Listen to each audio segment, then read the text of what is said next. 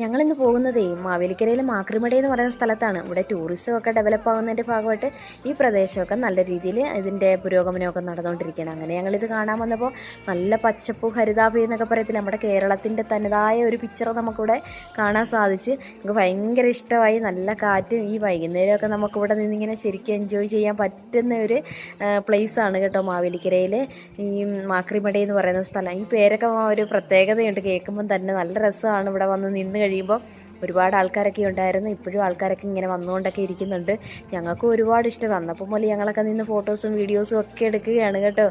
അവിടെ ഐസ്ക്രീമും ഒക്കെ ഉണ്ട്, ഐസ്ക്രീം കച്ചവടക്കാരും ഒക്കെ ഉണ്ട്. നല്ല രസമാണ്. നമുക്ക് വൈകുന്നേരമൊക്കെ വന്നിങ്ങനെ കുറേ സമയം ഇരിക്കാനൊക്കെ തോന്നും കേട്ടോ. അത്രയ്ക്ക് ഒരുപാട് ചൂടൊന്നും ഇല്ല, നല്ല കാറ്റൊക്കെ ഉണ്ട്.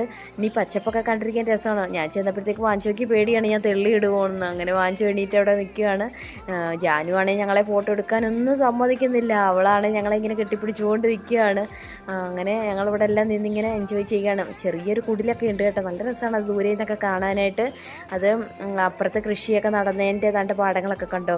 ഒരു സൈഡിലെ കൃഷിയെല്ലാം കഴിഞ്ഞ് മറ്റേ സൈഡിൽ കൃഷി തുടങ്ങിയിട്ടൊക്കെയുണ്ട്. നമുക്ക് ഇതൊക്കെ കാണാൻ ഭയങ്കര രസമാണ്. പണ്ട് കാലത്തൊക്കെ കണ്ടിട്ടുള്ള അതേ ഒരു സീനറിയാണ്.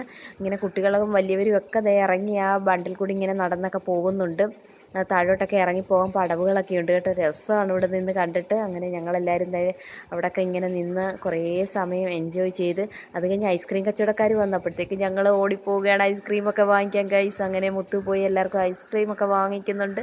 അങ്ങനെ ഐസ്ക്രീമൊക്കെ കഴിച്ച് കുറച്ച് നേരം കൂടെ അവിടെ നിന്ന് കുറച്ച് ഫോട്ടോസൊക്കെ എടുത്തതിന് ശേഷം ഞങ്ങൾ അവിടെ നിന്ന് ബൈ ബൈ പറയാനാണ്. ഇടയ്ക്ക് മാവേലിക്കരക്കാരും മാവേലിക്കരയ്ക്ക് അടുത്തുള്ളവരും എല്ലാവരും ഇവിടെ വരണം കേട്ടോ. Tata bye bye.